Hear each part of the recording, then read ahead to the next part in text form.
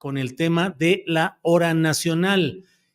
José Antonio García Herrera es el presidente de la Cámara de la Industria de la Radio y la Televisión. Usted sabe que se emitió un documento, fue conocido un documento en el cual esta Cámara estaba recomendando a sus afiliados que se abstuvieran de hacer una transmisión de la hora nacional debido a las acusaciones del PAN contra la Secretaría de Gobernación porque no había equidad electoral, equilibrio en el contenido de la hora nacional. Esto fue incluso mencionado, algo de ello, en la sección de Quiénes quieren las mentiras de hoy en la mañanera. Está con nosotros José Antonio García Herrera, presidente de esta Cámara de la Industria de la Radio y la Televisión. José Antonio, buenas tardes.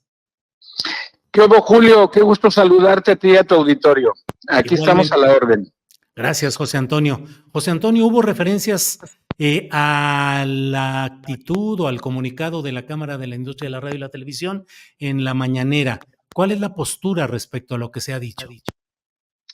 Pues mira, Julio, nosotros no vamos a entrar en polémica con lo que se menciona en la mañanera. Tenemos un profundo respeto a la figura presidencial.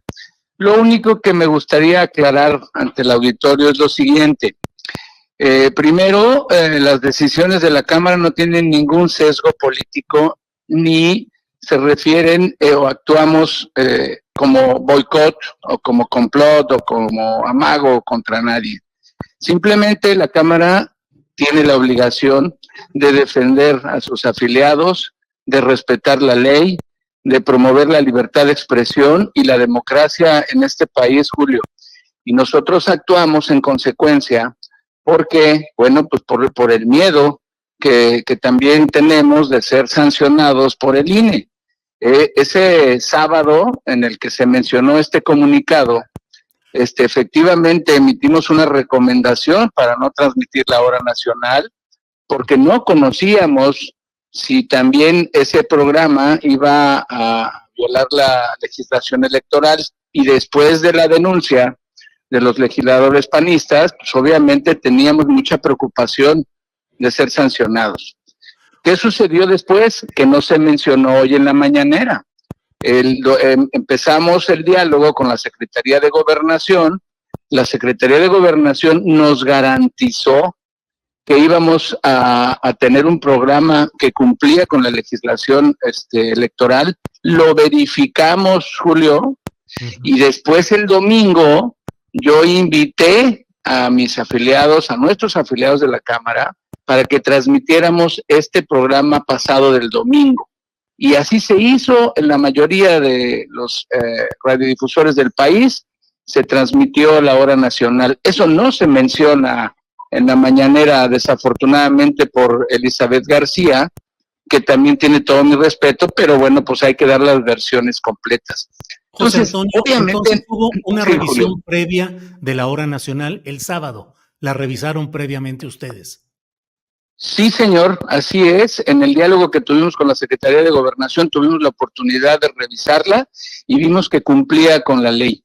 Y por eso, o sea, ya si hubiera sido boicot, Julio, pues simplemente no transmitimos y se acabó y nos atenemos a las consecuencias. Pero la misma Gobernación ha aceptado que la hora nacional es un acto voluntario por los radiodifusores.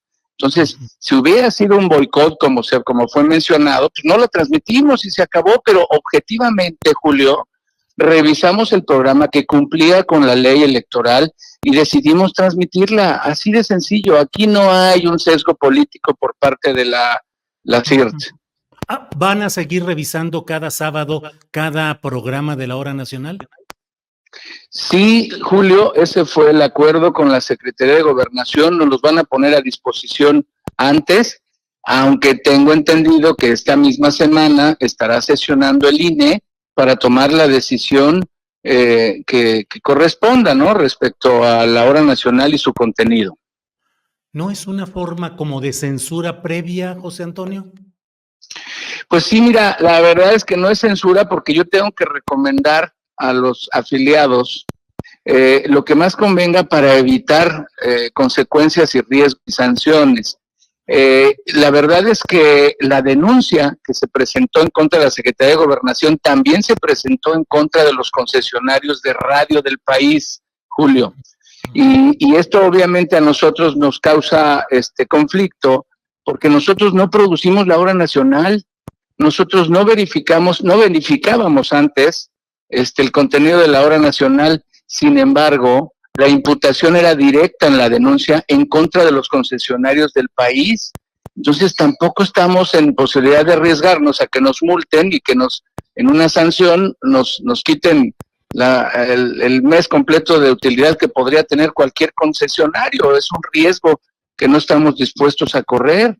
Por José eso Antonio, fue por lo que tomamos esa decisión. José Antonio, la decisión de esto que yo insisto en plantear, si no es una forma de censura previa, tú nos dices que no, pero te pregunto, ¿cuál es el criterio que va a regir para determinar si el programa camina o no camina? ¿Tu criterio personal? ¿Te acompañarán otras personas? ¿Cuál va a ser el criterio central para decidir si una hora nacional se transmite o no? En primera instancia, Julio, tendrá que ser el INE. Si el INE no resuelve de aquí a esta semana que venga, bueno, revisaremos el programa y yo tengo un consejo directivo, Julio, al que me debo y con el que yo acuerdo. Y por supuesto nuestros asesores legales y en materia electoral que también tenemos, que bueno, determinarán si tenemos algún riesgo en transmitir la hora nacional o no. ¿Con quién llegaste a este acuerdo? ¿Con la Secretaría de Gobernación? ¿Con la propia Secretaría titular? de Gobernación. ¿Pero con la propia secretaria? ¿Con alcalde? No, con una de las subsecretarias, uno de los representantes de la Secretaría de Gobernación. Uh-huh. José Antonio, otro tipo de contenidos de desequilibrio electoral que pudieran producirse, ¿implicarían también el llamado a la radio y la televisión para no transmitir? Es decir, podría suceder, por decir un ejemplo, hay un constante señalamiento en Televisión Azteca contra acciones del gobierno federal. Ahí también, si ven un desequilibrio, propondrían que se suspendieran algunos programas de estaciones de radio o televisión. Bueno, te voy a decir algo, Julio. Cada uno de los concesionarios maneja su línea editorial porque cada concesionario es responsable de sus medios. En este caso intervino la Cámara porque la hora nacional es un acuerdo que se hizo hace muchos años con el gobierno federal y que se transmite en 1,700 estaciones de radio, es decir, es algo que afectaría a toda la industria. Y nosotros como Cámara tenemos la obligación de defender los derechos de la industria. En el caso de la programación individual de cada uno de los concesionarios, cada concesionario es responsable de si está incurriendo en violaciones o no a la ley electoral. En caso de quejas presentadas por ciudadanos ante la misma autoridad, ante el INE, porque consideren que una transmisión de radio o televisión tiene un desequilibrio electoral y favorece a solo una opción partidista en este momento, ¿también intervendrían ustedes para decir, recomendamos que no se transmitan ese tipo de mensajes? Si es una decisión individual de cada concesionario, no podríamos hacer una generalización, Julio.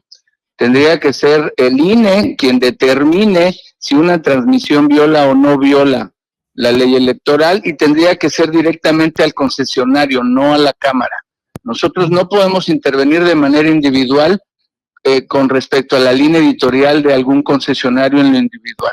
Lo podemos hacer de manera general, como el caso de la hora nacional, como el caso, por ejemplo, de los spots que gratuitamente nosotros estamos transmitiendo por orden del INE, que te quiero decir que esos nos los manda el INE y después de que nos los manda, bueno, antes de que los mande el INE, los pone a disposición de los partidos y de los candidatos 5 días para que puedan decidir si los spots violan o no violan el equilibrio de la contienda. Y en esos 5 días tendrían que manifestarse. Desafortunadamente no lo hacen así. sino que esperan a que el primer spot salga para presentar su queja. Y en ese momento el INE nos dicta medidas cautelares, eso sí es a toda la industria, Julio. Y entonces nos dicen, cambien este spot, bajen este spot, que además no nos dan los plazos correctos, pero bueno, eso es un tema que nosotros estamos viendo ante el INE para que tengamos el tiempo necesario para poder acatar estas medidas cautelares que nos manda el INE. Pero bueno, este es un tema general. Sí. José Antonio, en el año pasado, por ahí de marzo, vi una fotografía tuya donde estabas en audiencia con el ministro Pérez Dayán, dialogando de temas de libertad de expresión. La estamos poniendo en este momento aquí en la cámara, en la transmisión. Te pregunto, en la radio y la televisión mexicanas, ¿hay libertad de expresión plena, sí o no?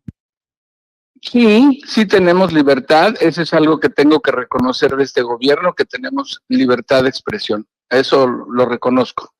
¿Has escuchado quejas de algunos concesionarios de que les hayan llamado funcionarios del gobierno federal, la presidencia, gobernación, para exigir que retiren conductores o que cancelen programas? No, Julio, no, me consta que no. Lo que sí sabemos es que la radio y la televisión mexicana tiene una sobreregulación. Tú y yo lo sabemos porque hemos trabajado juntos en los medios, que necesitamos necesariamente revisar en la legislación. A ver, te pongo dos ejemplos muy claros, Julio. Somos el único medio, la radio y la televisión mexicana, el único medio que no podemos comercializar publicidad electoral.